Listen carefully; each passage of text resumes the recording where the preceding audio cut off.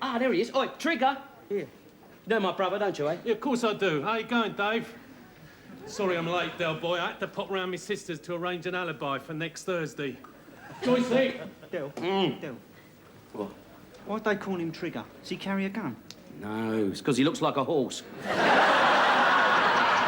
Listen, me and Trigger have got some business to discuss, like, you know what I mean? OK, so you get the drinks, meet us back here over by the table, all right? Oh, are, sir. Anything you say, sir. Borrow my daughter, sir.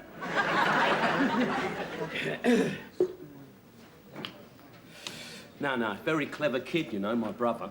Yeah, he's got 2 GCEs, one in maths, one in art. Oh, you want to see him when he writes a letter? Some of the words he uses. What, long ones? Well, they're like that, you know, some of them. Anyway, what are you selling? This. I've got 25 of them all told. The others are in the car. I thought I won't wrap it up. Parcels attract attention these days. Best to carry it openly, then it don't look conspicuous.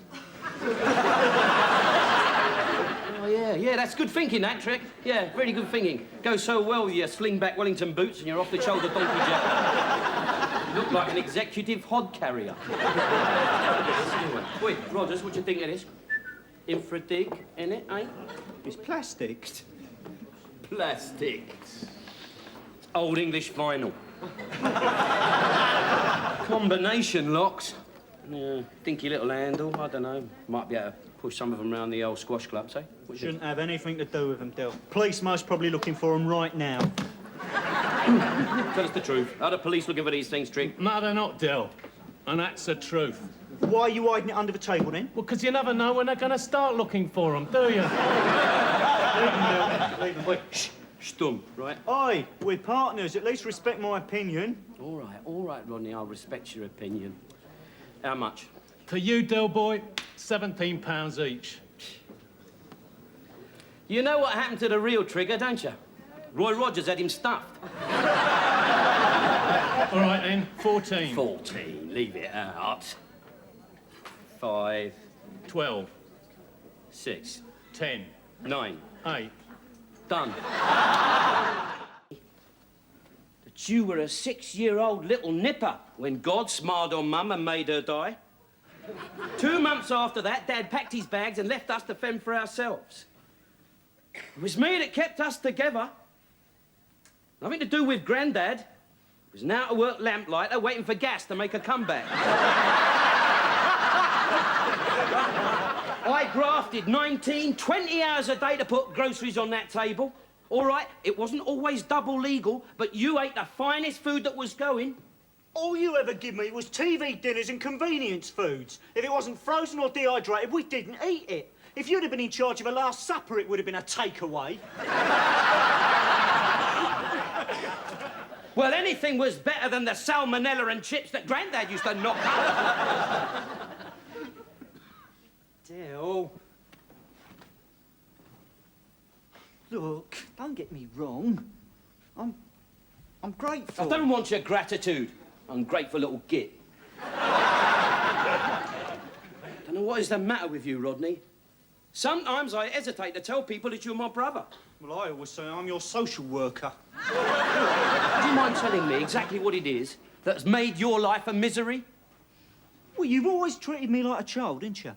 I was the only sixth former in my grammar school who wore short trousers. Yeah, well, I got them cheap, didn't I? But I was 15, Del. I was growing hairs and things. My legs looked like Italian footballers. And you never let me do anything on my own, do you? You even had to help me with my GCE studies. You passed in 2 subjects. I failed in the other 8, Del. I mean, you embarrass me. That's why I never bring women home. Oh, you know some women, do you? Cool, that's a turn-up for the book. The only bird I've ever heard you mention was old Shanghai Lil from the Art College in Basingstoke. Even then you had to drug her before you get your leg over. No, I didn't. What, you didn't drug her or didn't get your leg over? You're suffocating me, Del. I'm getting out of this house. I'm going to prove to you I can survive on my own. I'm going to the pub. What, to prove you can survive on your own? No, to get legless. I don't need you no more, Del. I don't need you for nothing.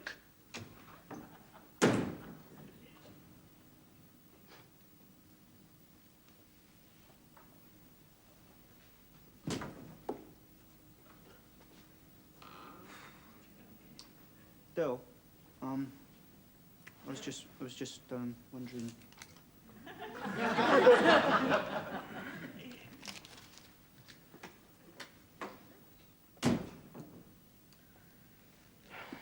I think he's very much like you, Grandad. What? Dignified in defeat? No, a ponce.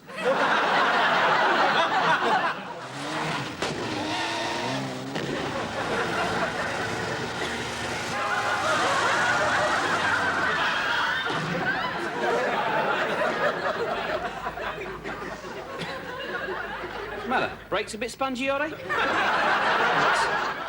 What bloody brakes? I nearly killed myself, Del. It's a death trap. What do you expect for 25 quid?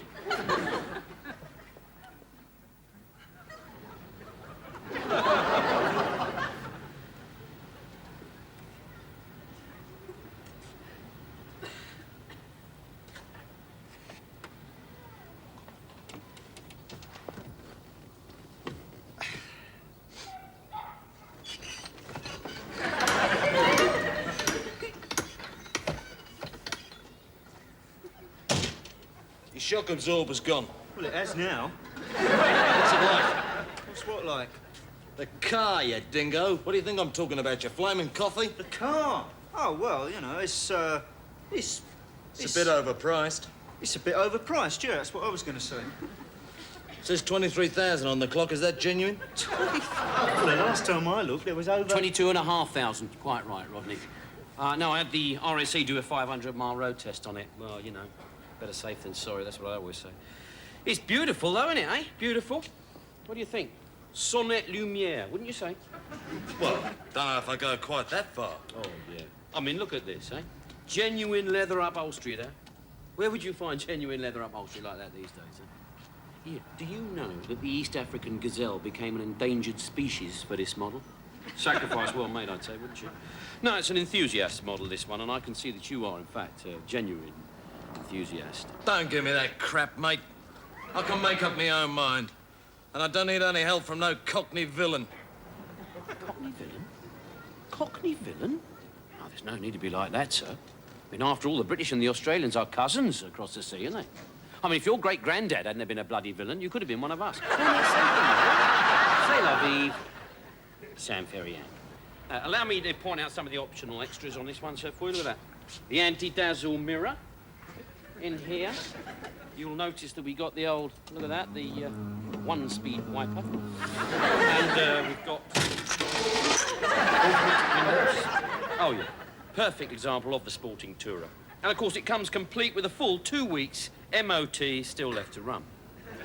How many owners? How many owners? I'm glad you asked me that, sir, because it's only had the one owner from new, and that, of course, was a vicar. A vicar? Vicar? A vicar. Used to use it to drive backwards and forwards to church on a Sunday, that was all. And, oh, look at it. I only left his Bible in the glove compartment. Light me up a cigar, will you, Rodders? We have struck gold there, Del boy. It's the Klondike, my son, the Klondike. I mean, it's every bloke's dream, isn't it, eh? Meeting a couple of sorts, their own pad in Chelsea. I hope it's a penthouse, because I'm a penthouse sort of person. You know what I mean? Balconies, rubber plants, all that game. Hey, if we see him next Friday, perhaps we can stay for the weekend. Yeah. Watch match of the day. Yeah, won't have to spend much, will we? Won't have to spend much. Honestly, Rodney, when it comes down to the nitty-gritty, you are completely devoid of any je ne sais quoi, aren't you, eh? I mean, these aren't your two halves of Stingo, a packet of pork scratchings and Bob's your uncle type. No. Now, we'll take them to a Burnley Inn. Yes. I bow to your experience and wallet there, Del. Yeah, where's their phone number? Oh, she wrote it down on my cigar pack. Ace! What cigar pack's that then, Del? The one I just gave you. Del? Yeah. Do you know that cigar pack? Yeah. I threw it out the window about a mile and a half back. Oh, that's all right. You what? You pranny!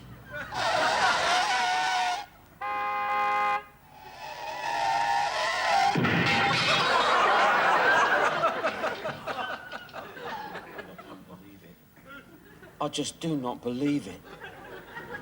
Now look what you've done, Rodney. You smashed up Boyce's E-Type Jaguar. No, he was driving it. Don't play bloody word games with me, Rodney.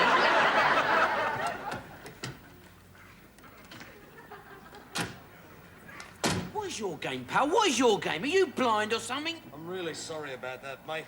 But the brakes on this thing are a bit dicky. Two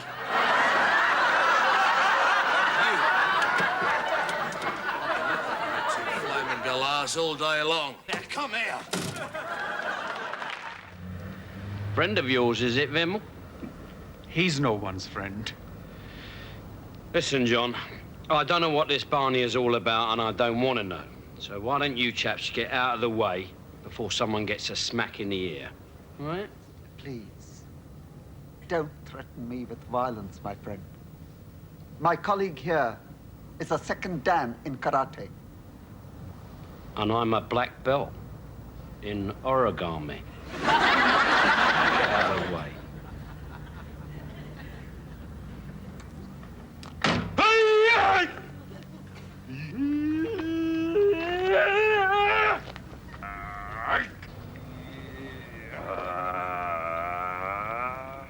Watch him, Del. Watch his carry-terry, mate.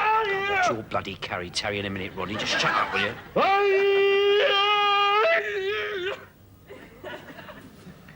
Police.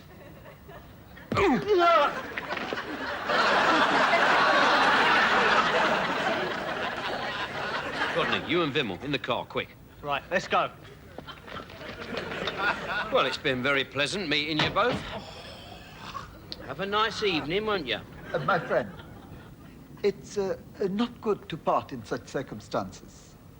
Could we talk? I've done all the talking I wanted to. Good night each. Rodney, I didn't mean drive off. What a plonker. Well, on second thoughts, I quite fancy a nice little chat. Perhaps you could drop me off home after.